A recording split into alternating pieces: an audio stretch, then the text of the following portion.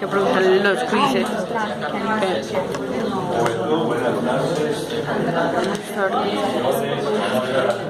La médula es Espinal. médula o médula. Eso. Médula porque tiene tilde en la E. Médula, lo sabemos. Bueno. ¿Qué es la médula espinal? La médula la definen con dos palabritas sencillas. Es la continuación del tallo Cerebral. cerebral. Esa es la médula espinal. B. ¿Dónde se aloja la médula espinal? En el canal Vertebral. ahí se aloja en el canal vertebral. Bueno, la clase es relativamente corta. Y decimos entonces que la médula espinal se extiende ¿de dónde a dónde? En el agujero magno hasta L1 o L2 aproximadamente. L1 o L2. Bueno, detalles grandes de la anatomía externa. Forma de la médula espinal de forma cilíndrica. De forma cilíndrica. Y cuando observamos la médula espinal, vamos a ver cómo ella va a presentar dos engrosamientos. Y esos engrosamientos se deben a qué? A los plexos. Un engrosamiento cervical, un engrosamiento lumbar. O sea, plexo braquial y el plexo lumbar Sacro. Esos son los engrosamientos de la médula espinal.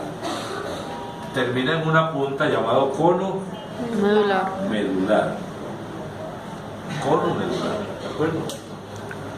Cuando vemos la médula espinal, ella tiene una segmentación. Y la segmentación me dice que cuántos segmentos cervicales son.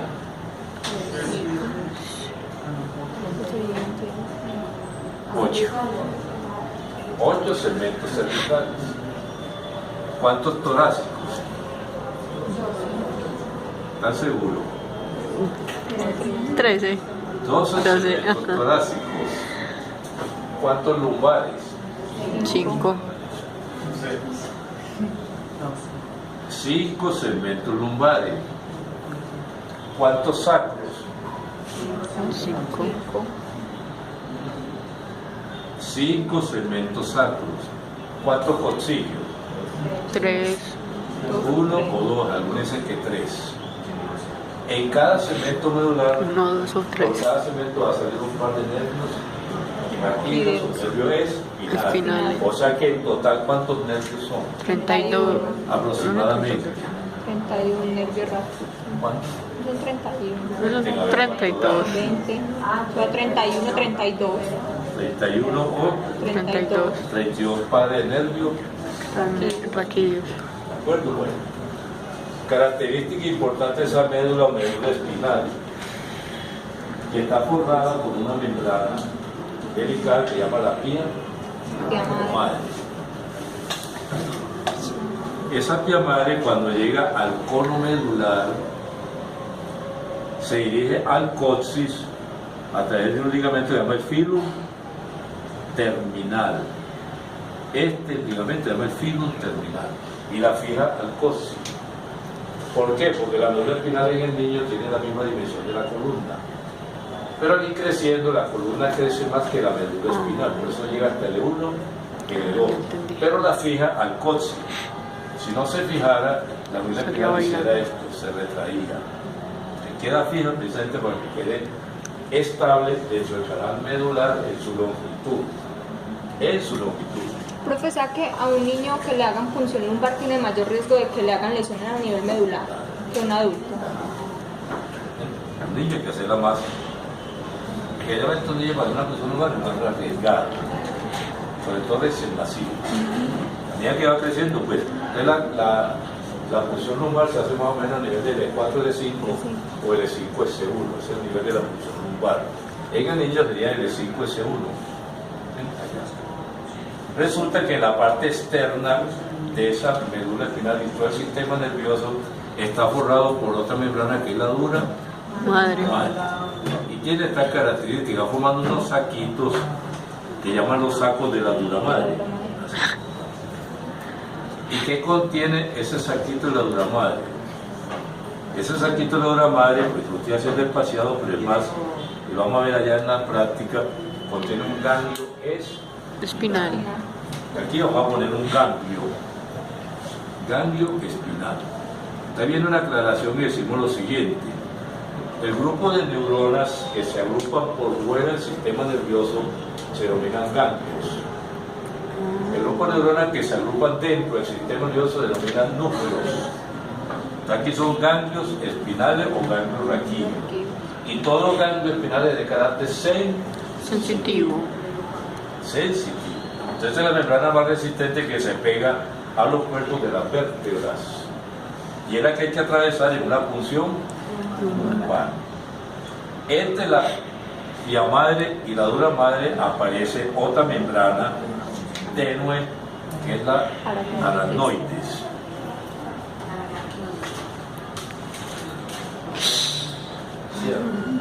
La aracnoide que hace esta característica, mire que está lanzando unas dentaciones hacia la dura madre. Y estas dentaciones se llaman ligamentos dentados. Y son las que van a fijar la médula a la parte lateral. O sea que cuando yo me acuesto a un lado, la médula no se mueve para el lado contrario, sino que queda fija en el canal medular. Sin embargo, entre la aracnoide y la dura madre hay un espacio. El espacio subaracnoideo. Pero aquí hay una pequeña membrana, por decirlo así, que separa aquí, este espacio. Hay un espacio que queda entre la dura madre y la aracnoide, este pequeño espacio aquí. ¿Qué significa ese espacio? Es un receso que es como una cámara, ¿sí? Porque no queda tan comprimida la médula, es como una cámara de aire que hay ahí. Todo el espacio de nuestro cuerpo contiene aire para que pueda haber desplazamiento de las cosas. Entonces, ¿qué sucede? Cuando a una persona le haga con una inyección, una anestesia raquídea, ponen la inyección, por ponerla acá, y hacen esto. La raquídea, el líquido cae directamente en el líquido de la anestesia cae en el líquido céfalo. Aquí, esa es la Pero raquídea. ese sí es el espacio subaracnoide. Pero la inyección se llama la epidural. Y la epidural se mete en la inyección y cae en este espacio aquí. Ahí. Y ese espacio contiene grasa. De tal manera que si a una persona le da con una raquilla puede durar de 40 a 45 minutos la anestesia. Y es una sola inyección, no más. Se la pusieron, la quitaron y comienza rápido porque le pasa la anestesia. En cambio aquí se puede poner un catéter. Se mete el catéter y se le está pasando la anestesia, vuelve y le pone anestésico, la epidural, y puede durar todo el tiempo que quiera, generalmente hasta 2 horas máximo puede hacer ese procedimiento. ¿Por qué? Porque el anestésico a nivel de la médula espinal puede producir hipotensión. Y muchos pacientes pueden hacer infarto de miocardio con esa hipotensión que se produce con eso anestésico a nivel raquídeo, a nivel epidural. En la raquídea uno no puede No, pero el otro sí, porque Es subaracnoideo, ahí está sobre el aracnoide. no, no se supone que el aracnoide es sobre la zona. Ah, pero es que yo hasta no la había visto. Ya la vi. Eso sí sabe. Cuando usted pone la raquídea, tiene un riesgo de infección. Entonces no conviene poner otra. Primero, pues el paciente está anestesiado, no se va a poner. Hay que rotarlo, etcétera, etcétera. Entonces es mejor, si va a durar una cirugía muy larga, ponerle una epidural. Y esta epidural es muy común en las mujeres para que el cuello y la matriz dilate. La costumbre de la epidural cuando está demorando mucho la hidratación del cervix, está cogiendo una epidural.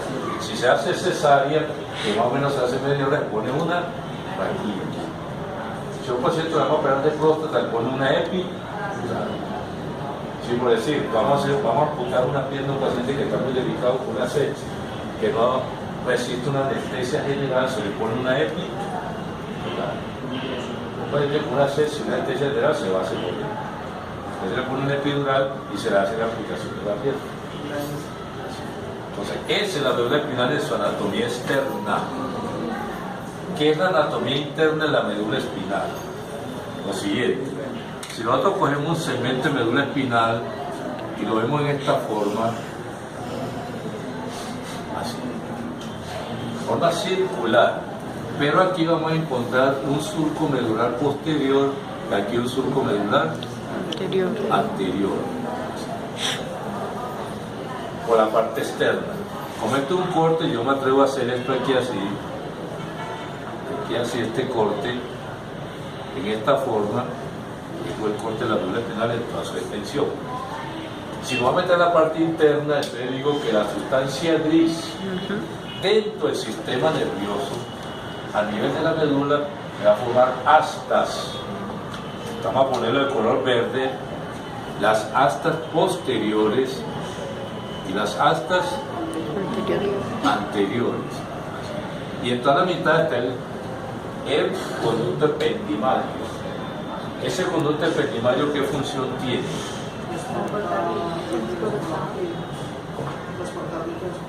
Pero ¿cuál es la función de eso? Ahí hay líquidos cefalorraquídeos, pero ¿cuál es la función? Pues darle el líquido cefalorraquídeo a la parte interna de la... Pero ¿cuál es la función? Ahí está, pero ¿cuál es la función? Miren qué tan bonito es esto, miren. Esta médula espinal por fuera tiene una presión de líquido cefalorraquídeo. Lo está presionando. Mantener la presión. Si no fuera por esta aire se colapsará la médula. Si no fuera por ese líquido ahí. Entonces ese líquido hace una presión interna y evita que se colapse la médula espinal. Ese es mío. Evita que se colapse la médula espinal. Entonces tenemos astas posteriores y astas anteriores. Y vamos a resaltar entonces sobre ese verdiecito. Las astas posteriores son de carácter sensitivo. Y las astas anteriores son de carácter motor. Tenemos la de color verde, motor. Y entonces, ¿qué viene? Esto es una anatomía externa. Entonces, esto es sustancia gris y lo que rodea la sustancia gris es sustancia blanca. Entonces, la médula espinal, la sustancia blanca, toma esta determinación de dividirse. Mira aquí. Se divide y estas divisiones dentro de la sustancia blanca se llaman cordones medulares. De tal manera que aquí tengo un cordón anterior, tengo un cordón lateral y este es un cordón posterior. Y esos cordones están formados por ¿qué? Sinapsis. Es sustancia blanca. ¿Y quién constituye la sustancia blanca? Los axones. Porque la sustancia gris está formada por los somas, neuronas. ¿De acuerdo? De tal manera que en otra clase vamos a ver vías ascendentes y descendentes medulares que están formando los cordones. Ahora cogemos la sustancia gris y nos venimos acá y decimos el asta posterior que tiene. Ahí. ¿Qué tiene el asta posterior? ¿Ve cuáles son los núcleos del asta posterior? Tenemos este núcleo aquí, se llama el núcleo postero marginal. Núcleo postero marginal del asta posterior. ¿Qué función tiene? Ahora vamos a ver qué función tiene. Después tenemos otro núcleo acá que se llama la sustancia gelatinosa de Rolando. Sustancia gelatinosa de Rolando. ¿Qué hace la sustancia gelatinosa de Rolando? Produce una sustancia P, son péptido. ¿Y de qué se encarga ese péptido? Le llaman sustancia P o sustancia puerta. Ese péptido se libera para la transmisión del dolor. Cuando el dolor es muy intenso, se libera la sustancia P, o se abre la puerta para que el dolor entre. Me explico, el dolor del apendicitis, el dolor del cáncer, el dolor de la artritis, que es muy intenso, se abre. Cuando el dolor es muy leve, no se produce la sustancia P, o sea que apenas llegó el dolor hasta ahí y pasó desapercibido. Pongo un ejemplo. Cuando uno se chuza con una aguja, siente el dolor. Y al ratico, ¿cómo? Momentáneo. Ya después, usted lo siente, pero si se toca. Si no se toca, no siente el dolor. Entonces, esa es la sustancia P la que está cumpliendo ese papel. Flow. Puse la sustancia P que después vamos a ver qué es lo que hace la sustancia P y es del asta posterior. Después tenemos aquí en todo el centro del asta posterior el núcleo propio del asta posterior. Allí este núcleo donde van a asesinarse todas las vías Sensitivo. sensitivas. Y toda la vía sensitiva va a salir del ganglio espinal. Voy a poner el ejemplo acá. Miren esto, aquí hay un ganglio donde está formado por cuerpo de neuronas. Entonces, esta fibra que sale del ganglio, esa fibra que sale del ganglio, se va a unir con esta otra. Vamos a hacer el dibujo acá. Ahí. Con esta.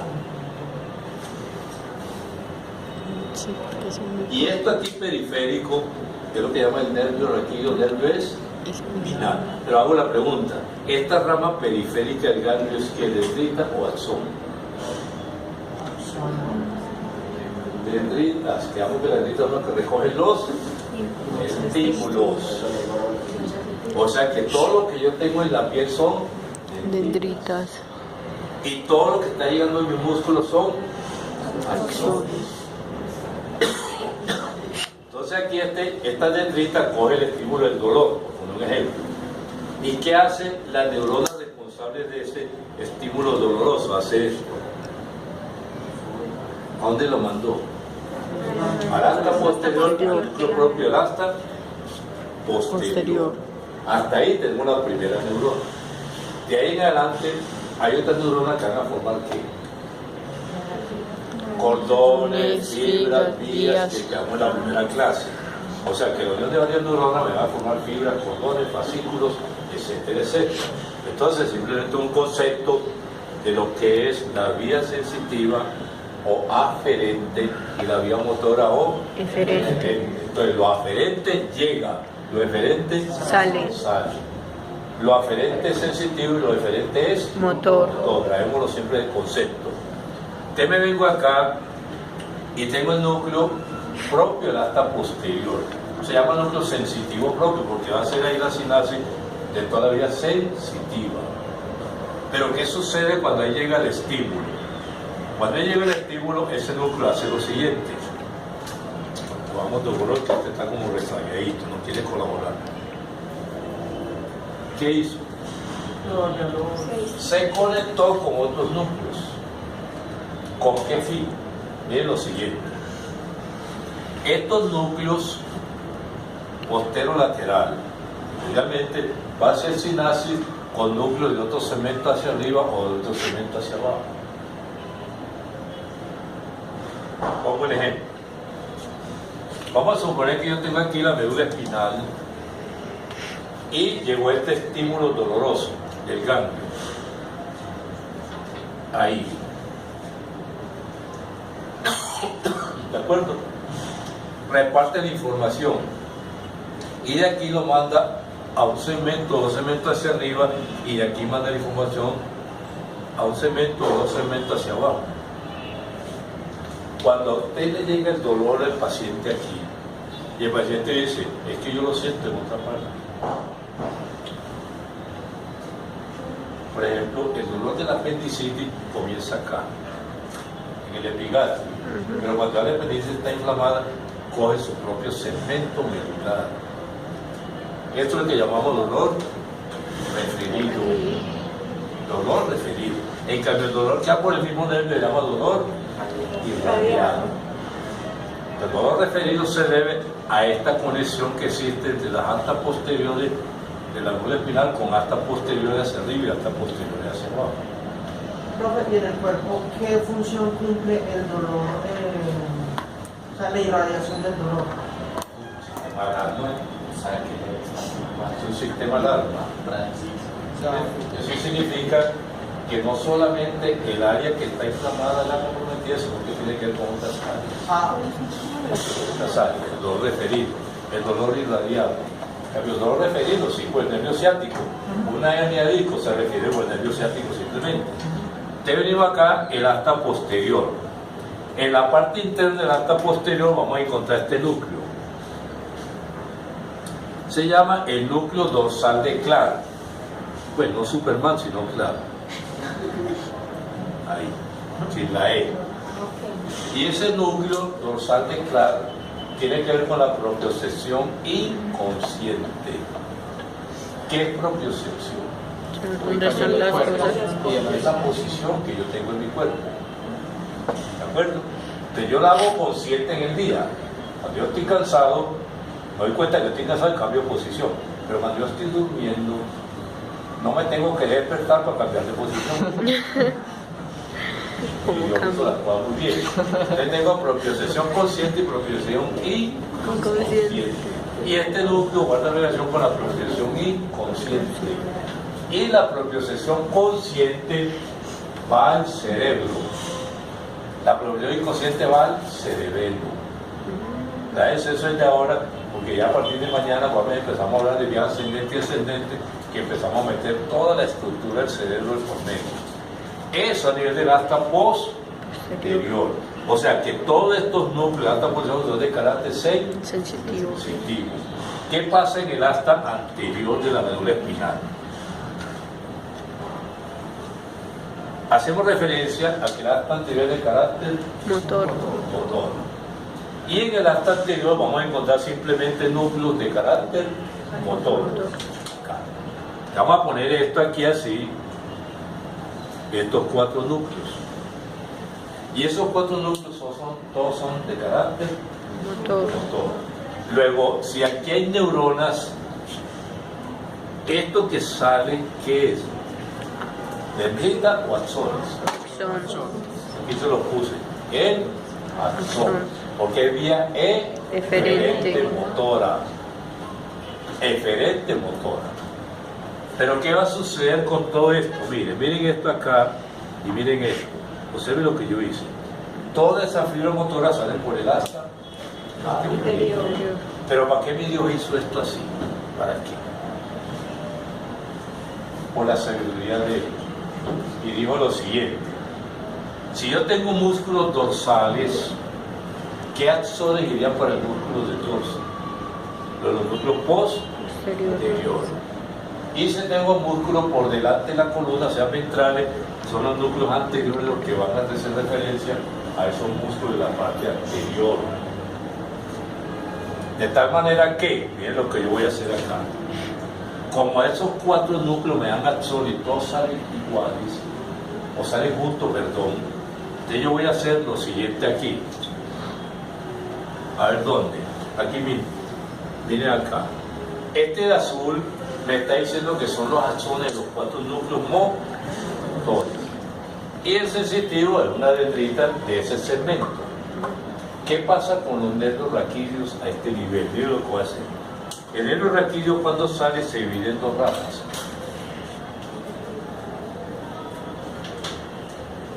¿Y qué contiene esas 2 ramas? ¿Qué contiene?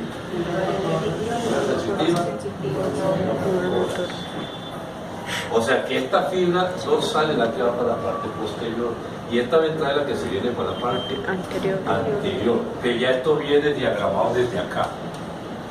Ya viene diagramado desde acá. O sea que los núcleos dorsales siempre van para la parte dorsal. Y los núcleos ventrales van a ir para la parte ventral. Pero al mismo tiempo ubican estos núcleos con relación a la línea media. ¿Me explico? Voy a hacer una pregunta si me hice entender. Yo tengo, por ejemplo, a nivel del antebrazo, unos músculos mediales y unos músculos laterales. Estos músculos mediales, ¿quién me lo inervaría de estos 2 núcleos? Anteriores. ¿Cómo? La parte ventral y dorsal, no importa. Pero aquí de estos 2 núcleos, ¿cuál iría? Por los músculos mediales y por los músculos laterales de estos 2 núcleos. El medial con los mediales y el lateral con los laterales. Voy a poner un ejemplo. ¿Cómo? Yo no entendí, no entiendo. Bueno, casi que no. Pero voy a poner un ejemplo. Voy a poner un ejemplo de los clásicos que ustedes saben. Si yo cojo el nervio mediano nervio mediano, trae fibra lateral y fibra mediana. Entonces yo digo pronador redondo, lateral. Palmar mayor, palmar menor, el sol común superficial. Pues me hago entender.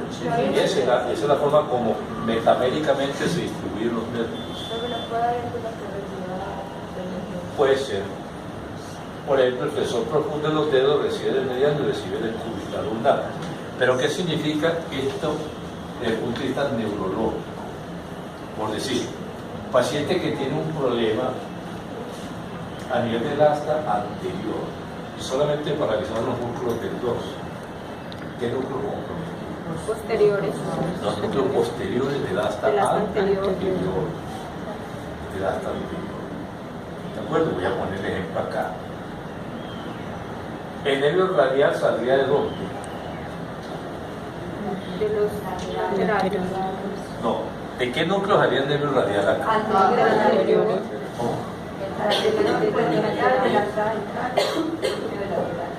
¿De qué núcleo? Aquí.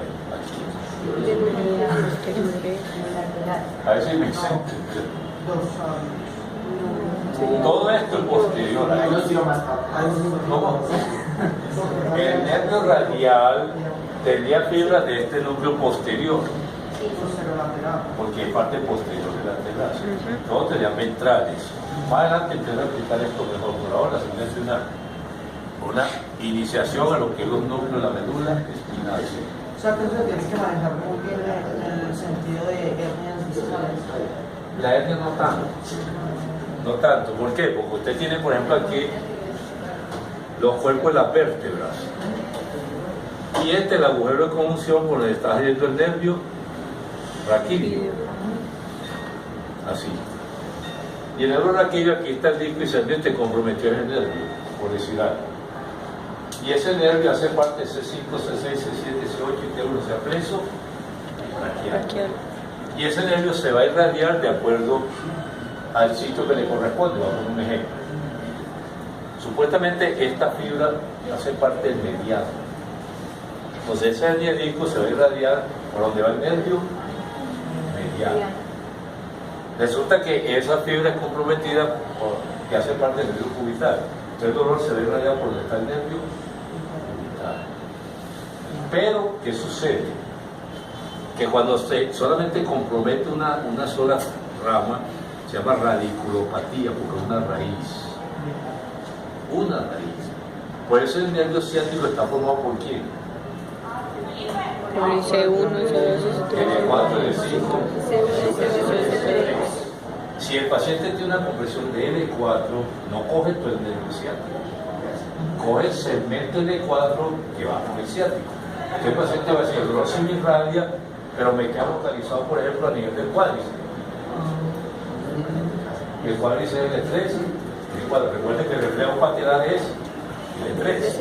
Entonces dice, se me queda localizado el ciático, acá. Aquí sería el femoral.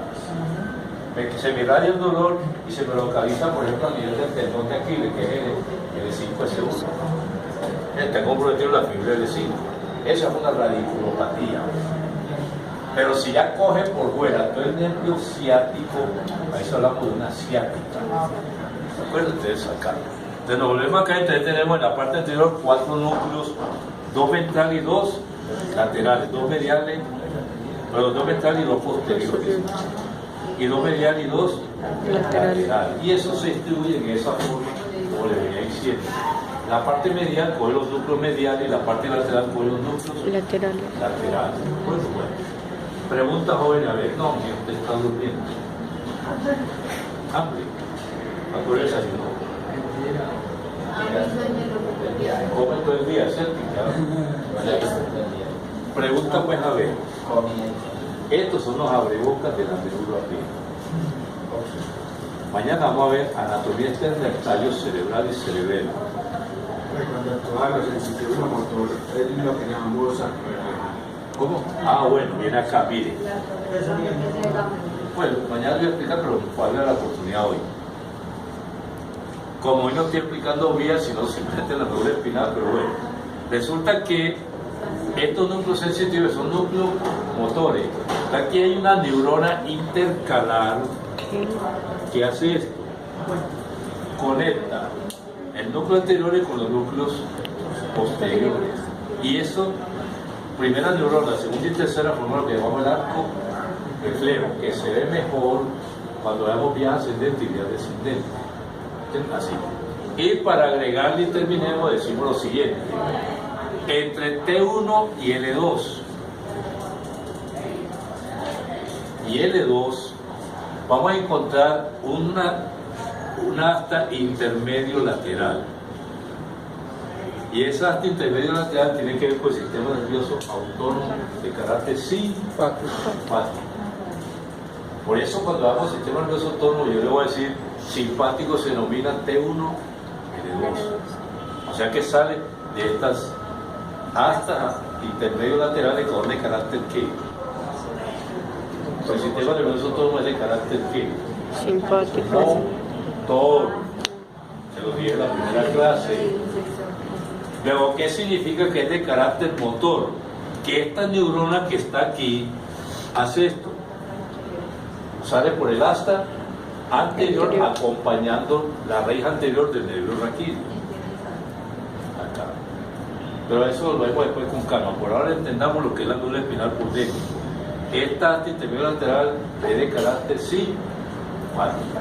Y en los segmentos el C2, el C3 y el C4 también vamos a encontrar el asta intermedio lateral, pero es de carácter ¿qué? ¿Qué se originaba allí?